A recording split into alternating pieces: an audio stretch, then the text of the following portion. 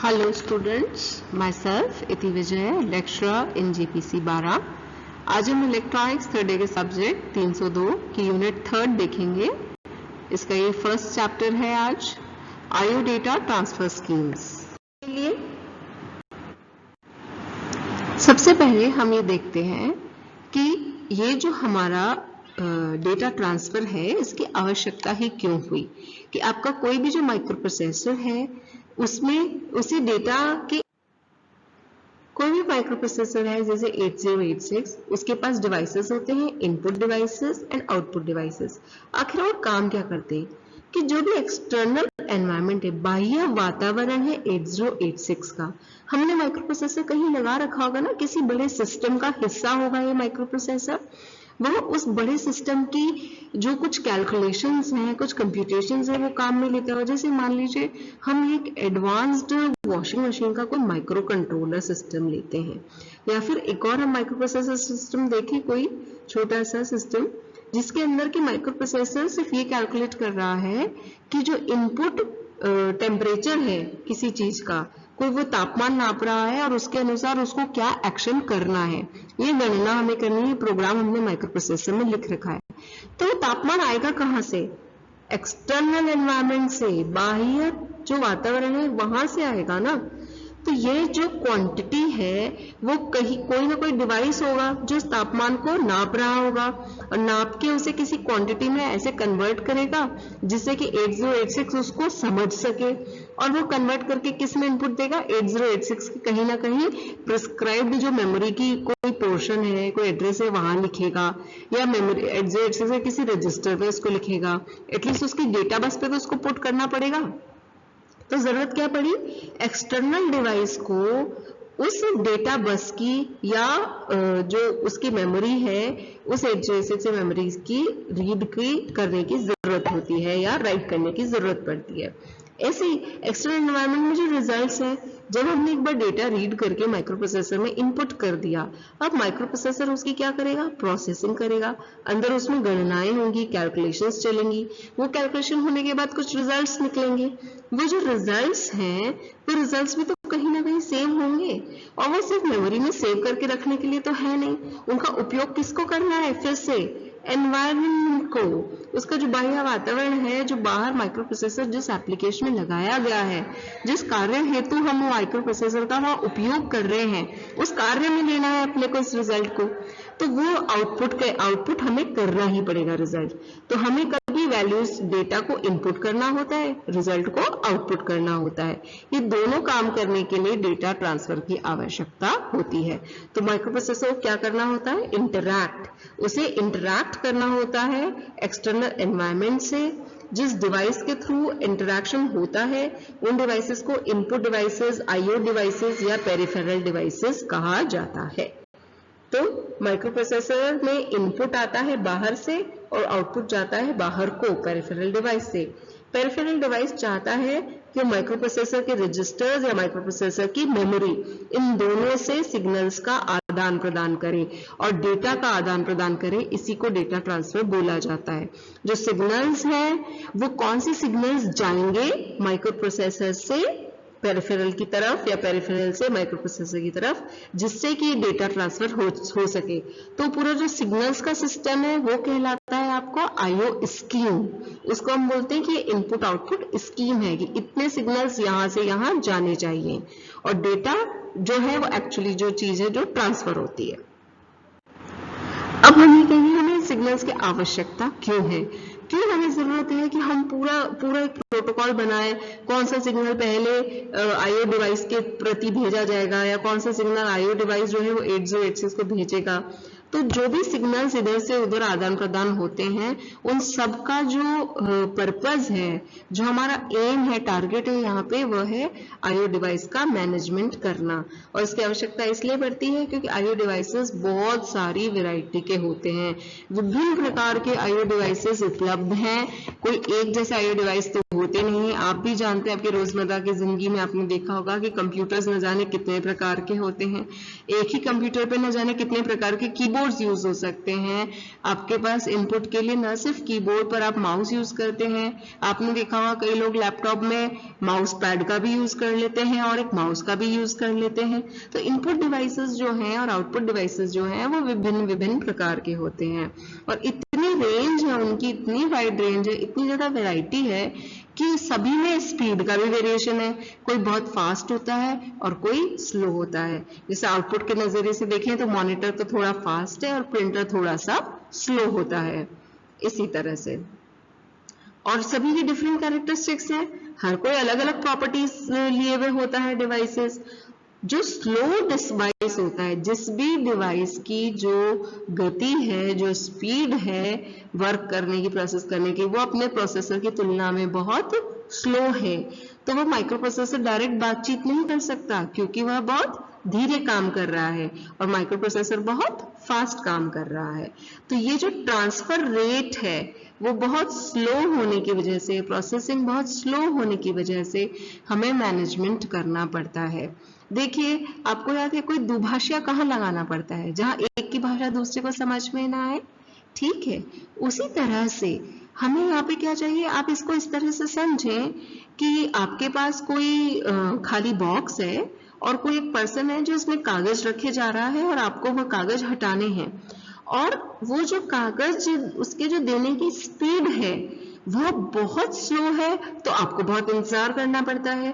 या आपके कागज हटाने की स्पीड बहुत ज्यादा स्लो है, तो उसे कागज रखने के लिए आपका बहुत इंतजार करना पड़ता है।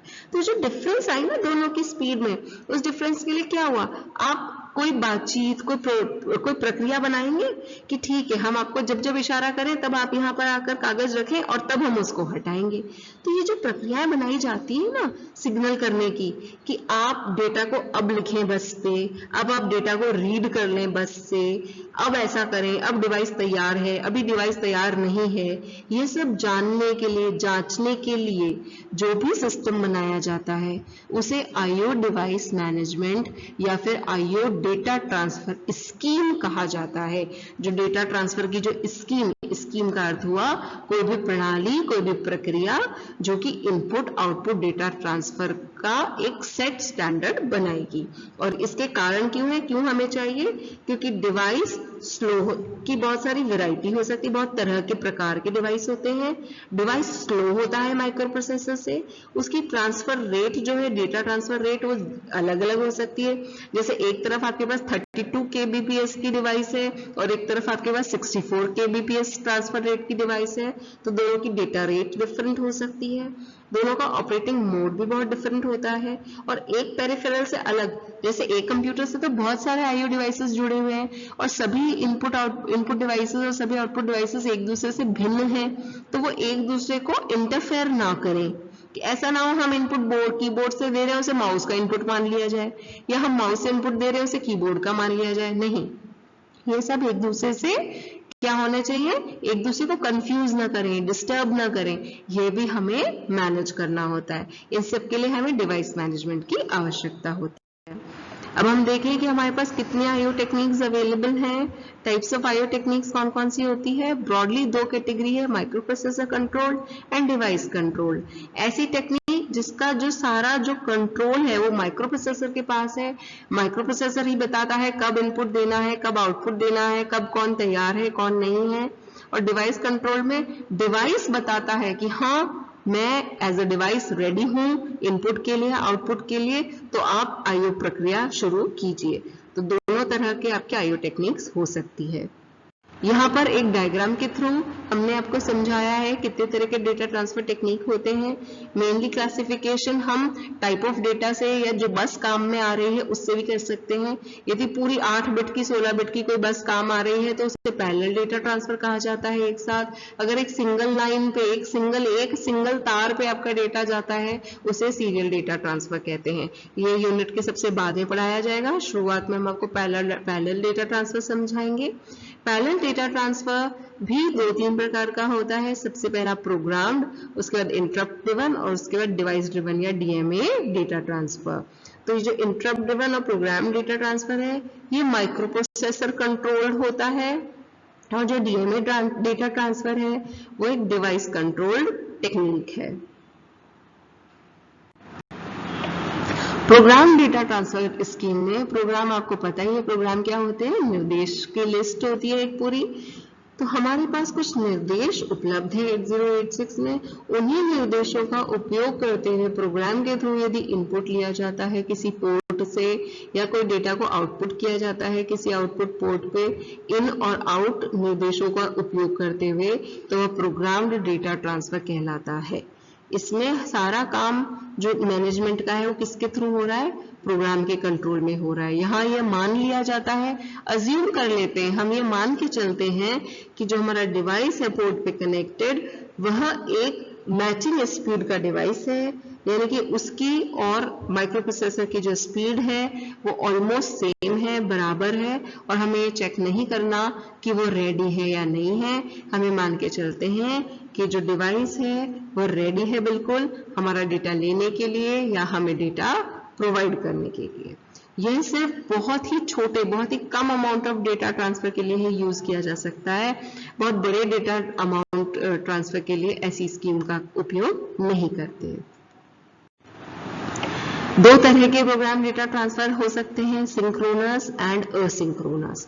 सिंक्रोनस का अर्थ है एट द सेम टाइम, समय के तालमेल से सिंक्रोनाइजेशन बिठा के जो किया जाए कि दोनों के बीच में एक ही क्लॉक है, दोनों एक ही क्लॉक से चल रहे हैं, माइक्रो प्रोसेसर भी और वो जो आईओ डिवाइस कनेक्टेड है पेरिफेरल वो भी, और दोनों सेम क्लॉक से, सेम क्लॉक के अनुसार, प्रॉपर टाइमिंग के अनुसार एक तरफ से डेटा आ रहा है और दूसरी तरफ उसको रीड किया जा रहा है। ऐसे सिंक्रोनाइजेशन बिठाते हुए जो डेटा ट्रांसफर होता है वो सिंक्रोनाइज डेटा ट्रांसफर कहलाता है।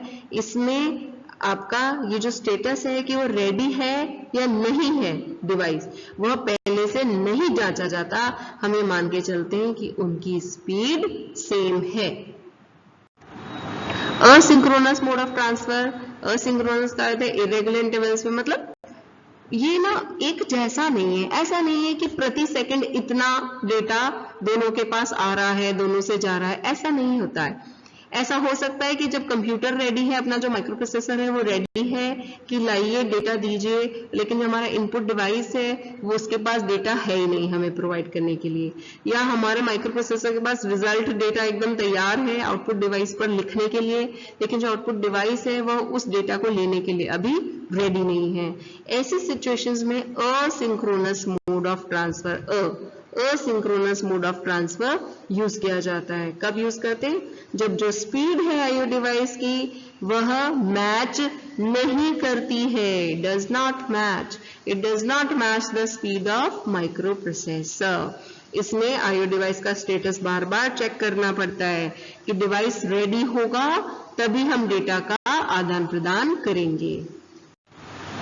हैंड शेकिंग, अभी जो हैंड शेकिंग का अर्थ क्या होता है, हाथ मिलाना। हाथ कब मिलाते हैं आप, जब सामने वाला एक, आप कोई पर्सन, कोई व्यक्ति आपके बिल्कुल सामने है, आप भी सामने, और तब आप हाथ मिलाते हैं ना। तो हैंड शेकिंग एसिंक्रोनस को बोला जाता है कि जिससे कि जब सामने वाला डिवाइस रेडी है हम उससे पूरा बात कर लें क्या आप तैयार हैं, और वह भी हमें रिटर्न में बता दे माइक्रो प्रोसेसर को कि हाँ मैं रेडी हूँ। जब ये सारे सिग्नल्स आदान प्रदान हो जाते हैं, इस पूरी प्रक्रिया को हैंड शेकिंग कहा जाता है कि वह हाथ मिलाने की प्रक्रिया या हैंड शेकिंग कर रहे हैं।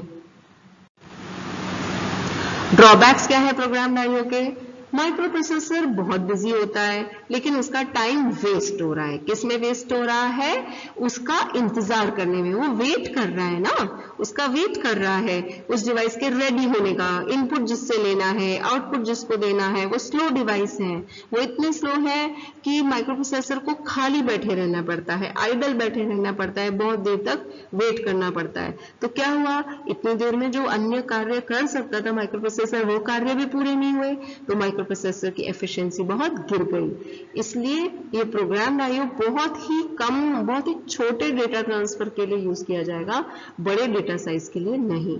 और इसका सॉल्यूशन क्या है? अब इस प्रोग्राम, ये जो प्रॉब्लम आई, अब देखिए प्रॉब्लम तो है अपनी जगह की, वेट करना पड़ रहा है, इस प्रॉब्लम का एक सॉल्यूशन भी है।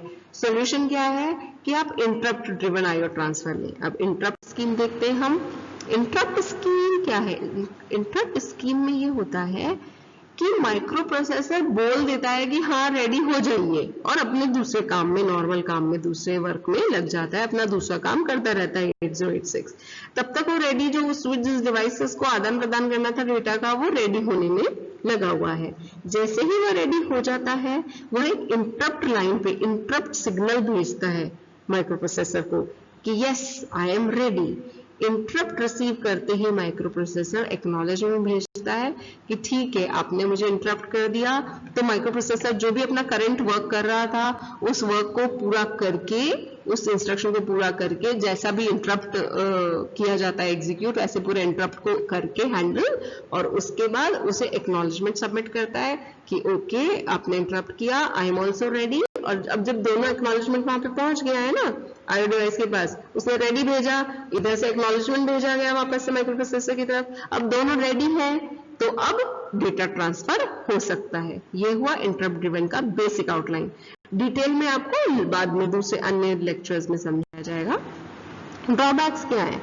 अब ड्रॉबैक्स ये है कि फिर भी नॉर्मल ऑपरेशन तो माइक्रो प्रोसेसर का इंटरप्ट हो गया, ठीक है, उसने कहा डिवाइस से कि आप रेडी हो जाइए, हम दूसरा काम कर रहे हैं। अब माइक्रो प्रोसेसर अपने दूसरे काम में लग गया, अब वो काम बार बार इंटरप्ट होगा डिवाइस की वजह से, और इंटरप्ट सिग्नल तो उसे फिर भी देखने ही ना वापस से कि इंटरप्ट कब कब आ रहा है।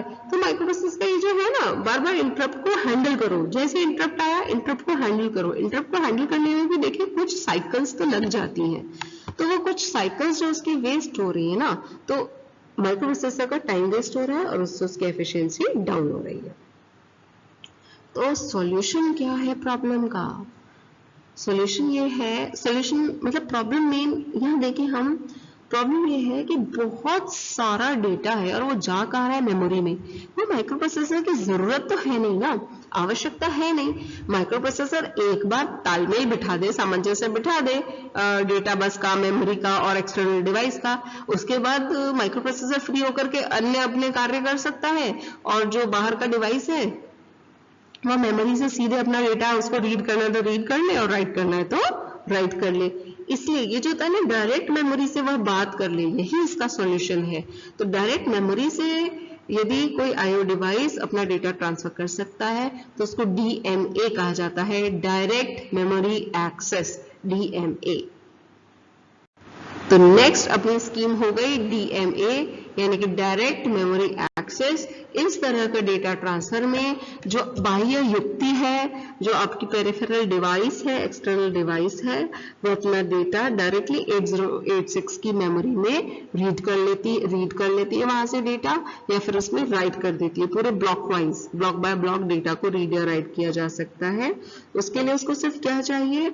एक बस की आवश्यकता है कि एड्रेस बस और डेटा बस मुझे दे दो, मुझे बस का कंट्रोल दे दो। एक्सटर्नल डिवाइस चाहता है कि मुझे बस का कंट्रोल दे दो और हम मेमोरी से खुद ही बात कर लेंगे। तो DMA controller takes over the bus instead of giving control to the external device. बाह्य युक्ति को अपना कंट्रोल देने की जगह हमने एक नया चिप इंट्रोड्यूस करते हैं जिसको कि हम डीएमए कंट्रोलर बोलते हैं।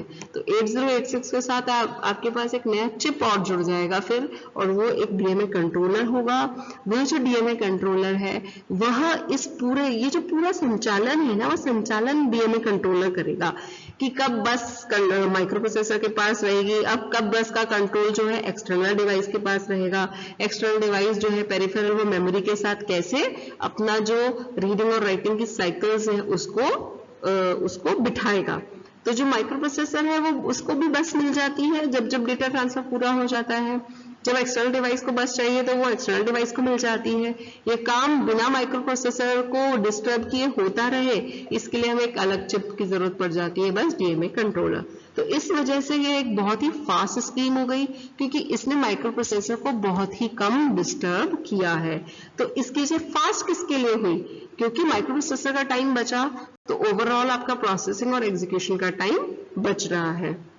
इसलिए प्रोग्राम डेटा ट्रांसफर या इंटरप्ट ड्रिवन ट्रांसफर की तुलना में यह काफी शीघ्रातिशीघ्र आपका डेटा ट्रांसफर करती है। यह एक बहुत ही फास्ट स्कीम है। तो हमने पढ़ी आज सारी डेटा ट्रांसफर स्कीम्स। अब आपको क्या करना है, नेक्स्ट जो फॉलोइंग सीक्वेंशियल लेक्चर्स है उसमें एक एक स्कीम को डिटेल में पढ़ाया जाएगा, वह पढ़ना है। Thank you.